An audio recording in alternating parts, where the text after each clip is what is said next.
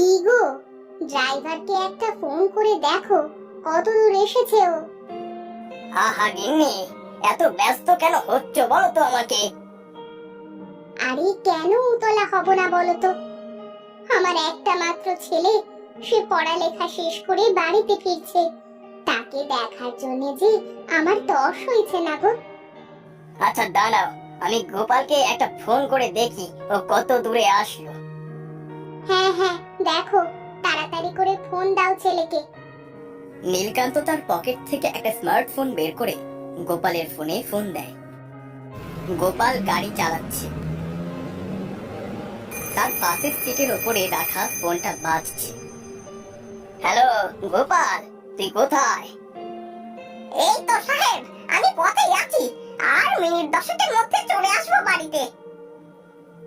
আচ্ছা আচ্ছা, জলদি আয়, আমরা রেডি হয়ে বসে আছি। আচ্ছা সাহেব। কোথায় গো, তোমার কি হয়েছে? 10 মিনিটের মধ্যে গাড়ি চলে আসবে। আমারও এই হয়েই গেছে গো, আসছি আমি, একটু দাঁড়াও। নিজেই এত তাড়াহুড়ো করছিলে, আর এখন নিজেই কিনা বলছো দাঁড়াতে। তোমাকে নিয়ে আর পারি না গিন্নি আমি, বুঝলে? হয়েছে, এবার থামো, গাড়ি আসার আগেই আমার হয়ে যাবে। এতখানি পথ যেতে হবে, একটু তো গোছাতে দেবে নাকি? আচ্ছা আচ্ছা ঠিক আছে, তাড়াতাড়ি করো। কিছুক্ষণ পরে ড্রাইভার গাড়ি নিয়ে বাড়ির নিচে এসে হর্ন বাজাতে নীলকান্ত আর লক্ষ্মীরানী বাড়ির মধ্যে থেকে এসে গাড়িতে উঠে বসে। চল চল, গাড়ি কি ফুল ট্যাঙ্ক করেছিস নাকি? হ্যাঁ হ্যাঁ, গাড়ি একদম ফুল ট্যাঙ্ক করে নিয়েছি সাহেব। ঠিক আছে, বিধাতার নাম নিয়ে রওনা দে। গোপাল গাড়ি ঘুরিয়ে শহরের পথে রওনা দেয়। তারা গ্রামের আঁকা বাঁকা মাটির রাস্তা শেষ করে বেরিয়ে পড়ে শহরের লম্বা হাইওয়েতে।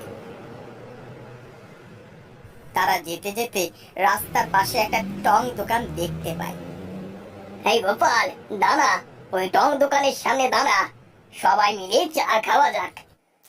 গোপাল গাড়ি থামাতেই আকাশ মেঘাচ্ছন্ন হয়ে পড়ে, চারপাশ কালো মেঘে ছেয়ে যায়, আর প্রচন্ড বৃষ্টি শুরু হয়।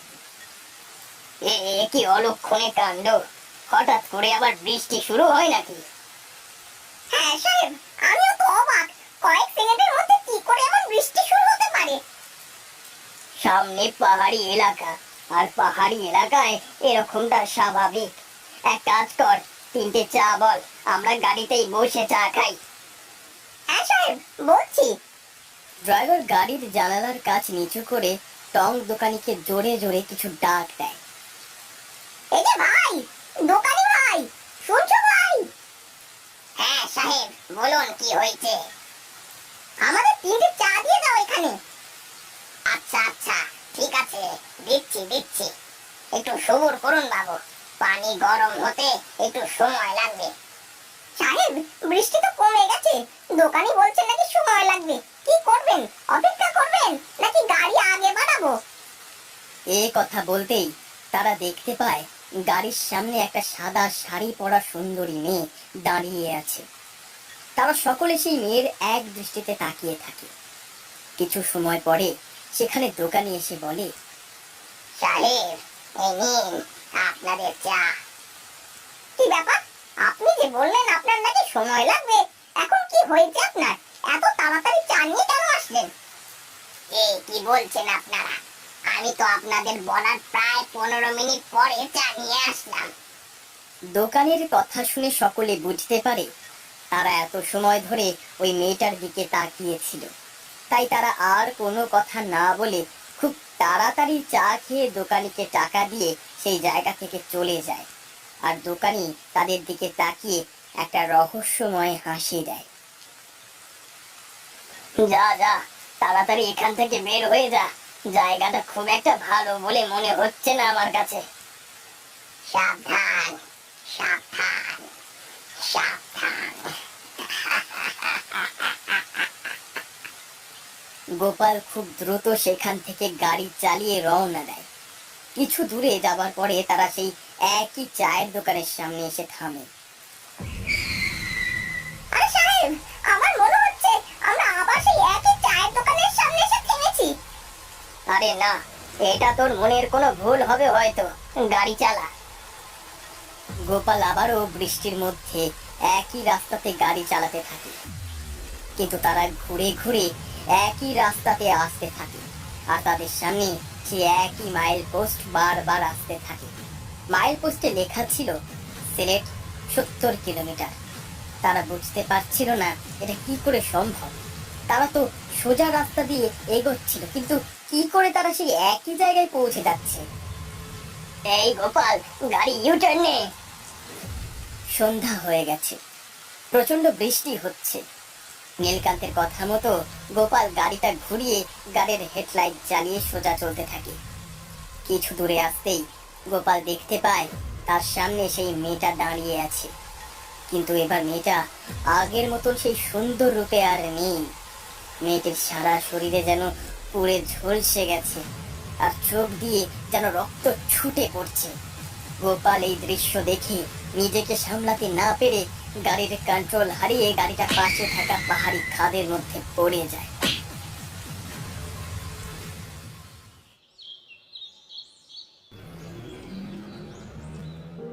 নীলকান্ত, লক্ষ্মীরানী আর গোপাল পাশাপাশি হাসপাতালের 3টি বেডে শুয়ে আছে। পাশে ডাক্তার, মল্লিকা আর নবীন দাঁড়িয়ে আছে। হঠাৎ নীলকান্ত আর লক্ষ্মীরানীর জ্ঞান ফিরে আসে। আমি কোথায়? আমি এখানে কি করে আসলাম? শান্ত হও বাবা, তুমি শান্ত হও। তুমি একদম ঠিক আছো, তোমাদের কিছুই হয়নি, তোমরা একদম ঠিক আছো। কিন্তু আমাদের গাড়িটা তো খাদে পড়ে গিয়েছিল, আমরা কি করে এত বড় দুর্ঘটনা থেকে বেঁচে ফিরলাম? বাবা, গাড়িতে থাকা এয়ারব্যাগ আর সিট বেল্টের জন্য তোমাদের এমন বড় কোনো ক্ষতি হয়নি, শুধু একটু ছুলে কেটে গিয়েছে আর কি। 2 দিন আরাম করলে তোমরা একদম ঠিক হয়ে যাবে। বাবা, তুই কখন আসলি? আমাকে বাবার সেলফোন থেকে এলাকার লোকজনেরা ফোন করেছিল, ওরাই তোমাদের হাসপাতালে ভর্তি করে আমাকে ফোন করে। আমাকে বাড়ি নিয়ে চল বাবা, আমার এখানে একদম ভালো লাগছে না। মা, কাল সকালে ওরা তোমাদের রিলিজ করবে। গোপালের কি অবস্থা? গোপাল কোথায়? গোপাল কাকা অনেক নার্ভাস হয়ে গেছে। ডাক্তারেরা বলছে সে ভয়ানক কিছু দেখেছে, যার কারণে তার মস্তিষ্কের ওপরে খারাপ কোনো প্রভাব পড়েছে। তাই গোপাল কাকাকে ঘুমের ওষুধ দিয়ে ঘুম পাড়িয়ে রেখেছে। তুই ডাক্তারের সাথে কথা বলে আমাদের বাড়িতে নিয়ে যাওয়ার ব্যবস্থা কর। দেখো, তোমার হবু বৌমা তোমাদের জন্য রান্না করে নিয়ে এসেছে, আগে খেয়ে নাও, তারপরে দেখা যাবে কি করা যায় বা না যায়। কেন বৌমাকে এত কষ্ট দিতে গেছিস? এই আপনি কি বলছেন বাবা? আমি হয়তো আপনার পুত্রবধূ হিসেবে সামাজিক স্বীকৃতি পাইনি, তাই বলে কি আমি এইটুকু করতে পারি না আপনাদের জন্য? আরে না মা, আমি সেই কথা বলিনি। ঠিক আছে, তাহলে এখন কোনো কথা না বলে খেয়ে নিন। আচ্ছা ঠিক আছে মা, দাও কি এনেছো।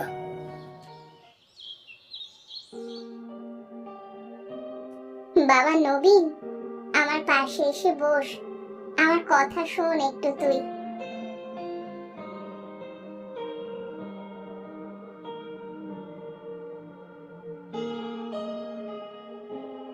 হ্যাঁ মা, বলো কি বলবে। দেখ বাবা, আর বেশি দেরি করিস না, এবারে বিয়েটা করে ফেল। মল্লিকা একটা ভালো মেয়ে, অনেক ভালো থাকবি ওর সাথে তুই। আচ্ছা মা, বিয়ে তো আজ করি বা কাল করি, করতেই হবে। আর তোমরা যখন চাইছো তখন তাই হোক, আমি রাজি আছি। তুমি বিয়ের ব্যবস্থা করো। আচ্ছা বাবা, যা তুই কাকে কাকে বলবি সেটা ঠিক কর। আমরা আজ বিকালে যাব মল্লিকাদের বাড়িতে বিয়ের পাকা কথা বলতে। আচ্ছা ঠিক আছে, তাই হবে।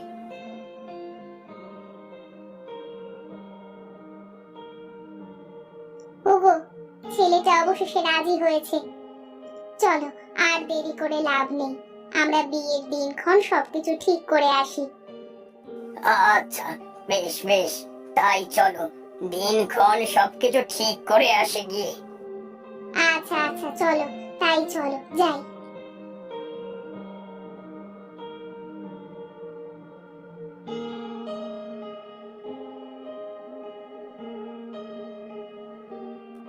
তা আপনার কোনো আপত্তি নেই তো ওদের এই মাসে বিয়ে দিয়ে দিলে? আরে আপনি যে কি বলছেন এসব? আমার কেন আপত্তি থাকতে যাবে? আপনাদের ঘরে আমার মেয়ে যাবে, আমি তো মনে করি এটা আমার মেয়ের কপাল। আপনি যেদিন ইচ্ছে সেদিন নিয়ে যান, মেয়ে তো এখন আমার একার না, মেয়ে তো আপনাদেরও। আচ্ছা, তাহলে আগামী বুধবার বিয়ের দিন পাকা করা হোক, কি বলেন আপনি? আচ্ছা ঠিক আছে, তাহলে ওই কথাই রইলো। আগামী বুধবার 10:59 ওদের বিয়ের সময় ধার্য করা হোক। আচ্ছা ঠিক আছে, তাই হবে, কোনো সমস্যা নাই। আমি চলি তাহলে এখন, কেমন? সে কি, রান্না চলছে, খেয়ে দে তারপরে যাবেন। আরে এত উতলা হন না, এখন থেকে আসা যাওয়া খাওয়া দাওয়া এসব চলতেই থাকবে। আজ আমরা উঠি। আচ্ছা ঠিক আছে, তাই আসেন তবে। বৃষ্টি হচ্ছে, মল্লিকার বাড়ির সামনে বিয়ের গেট, পুরো বাড়ি ফুল দিয়ে সাজানো, আশেপাশে অনেক লোকজনের ভিড়। মল্লিকা লাল শাড়ি পরে নবীনের সামনে বসে আছে, পুরোহিত মন্ত্র উচ্চারণ করতে তাদের বিয়ে পড়াচ্ছে। বিয়ের মণ্ডপ থেকে কিছুটা দূরে লক্ষ্মী আর নীলকান্ত বসে কথোপকথন করছে। যাক, আমাদের সব চিন্তার এখন অবসান ঘটেছে। ছেলেটাকে এত লক্ষ্মী একটা মেয়ের সাথে বিয়ে দিতে পেরেছি। হ্যাঁ গো গিন্নি, ভাবতেই অবাক লাগে যে আজ আমাদের ছেলের বিয়ে। দেখতে দেখতে কতগুলো বছর পার করে দিলাম, কিন্তু মনে হয় যেন সেদিনের ব্যাপার। হ্যাঁ গো, দোয়া করো যেন ভালোই ভালোই ওদের বিয়েটা সম্পন্ন হয়ে যায়। এই কথা বলতেই বিয়ে বাড়ির সমস্ত লাইটগুলো জ্বলতে নিভতে শুরু করে। সমস্ত বাড়ি জুড়ে নুপুরের আওয়াজ ভেসে আসে। এটা এটা কি হচ্ছে এখানে? ভয় পেও না, আমি আছি তোমার সাথে। সাথে সাথে পুরো বাড়ির লাইট চলে আসে, আর সবকিছু স্বাভাবিক হয়ে যায়। আর পুরোহিত বিয়ে পড়াতে শুরু করে। এক পর্যায়ে সবকিছু স্বাভাবিক হয়ে যায়। বিয়ে সম্পূর্ণ হয়ে গেলে সকলে সেখান থেকে চলে যায়। মল্লিকা বাসর ঘরে ঘুমটা মুড়ি দিয়ে বসে আছে। নবীন ঘরে ঢুকে মল্লিকার পাশে গিয়ে বসে।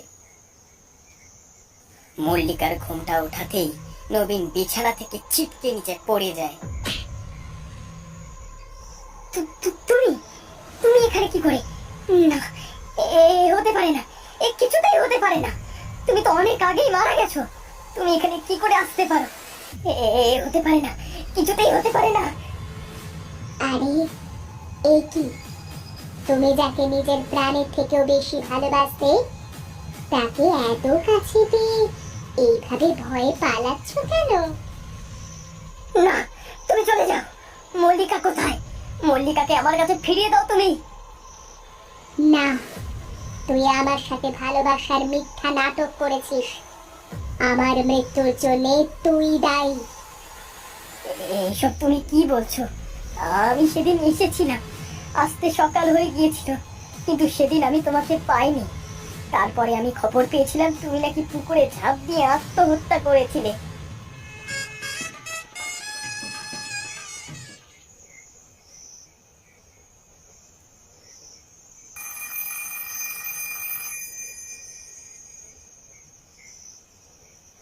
হ্যালো, কি ব্যাপার? আমি কতবার করে তোমাকে ফোন দিয়েছি, কিন্তু তুমি ফোন ধরছো না কেন?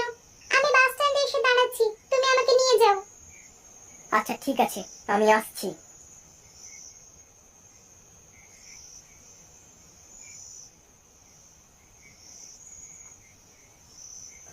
এ কি, কত সময় ধরে আমি দাঁড়িয়ে আছি, কিন্তু নবীন এখনো কেন আসছে না কে জানে। দেখি তো ফোন করে।